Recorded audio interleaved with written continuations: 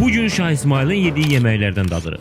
Bu yeməklər üçün də Uğurla birlikdə Xətai metrosu yaxınlığındakı Şah restorana gəldik. Bizi çox gözəl qarşıladılar və özümüzə Şahın bu böyük portretin yanında yer seçdik. Qəlyantı olaraq birinci Vəzir Məsləhəti adlı yeməyi sifariş verdik. Dadı zoğallı sosu ilə birgə çox super idi. İkinci olaraq tarixi yemək olan qorçu bükməsini sifariş verdik ki, çox qeyri-adi dadı var idi. 2 dəqiqəyə yeyib bitirdik.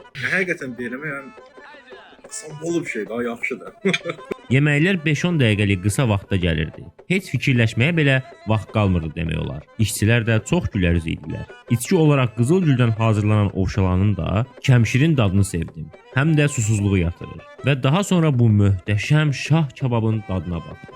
Belə bir şey həqiqətən yoxdur. O qədər dadlı idi ki, çəngəl bıçağı buraxıb əllə yeməyə başladı. Uğur isə məndən qabaq başlamışdı təbii ki. Orta Asiyadakı babalarımızı konkret yadına salmışdı. Dayanmır.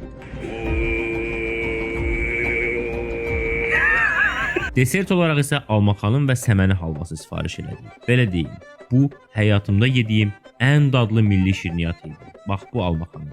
Görünüşə bir dənə baxın, bəh. Təkcə buna görə belə bura gəlməyə dəyər. 10 üzərindən 10. Menüdə bütün milli yeməklərdən tutmuş tarixi və ancaq bura özəl spesifik yeməklər də var idi. Ərdəbil bükməsi, şahbulu və digər yeməklər. Amma buranın ən sevdiyim cəhəti bir restorandan çox qalereyaya oxşamasıdır. O qədər gözəl orijinal portretlər və əsərlər var ki, bunları ancaq burada tapa bilərsiniz. Uğur da, mən də çox razı qaldıq. Bir sözlə desək, əgər bir Şah İsmail qızılbaşısınızsa, mütləq bura gəlməlisiniz. Əlaqə nömrəsini aşağıya etiketləyəcəm. Əgər Uğurla bu tərz videoların gəlməyini istəyirsinizsə, zəhmət olmasa videonu bəyənib repost eləyin.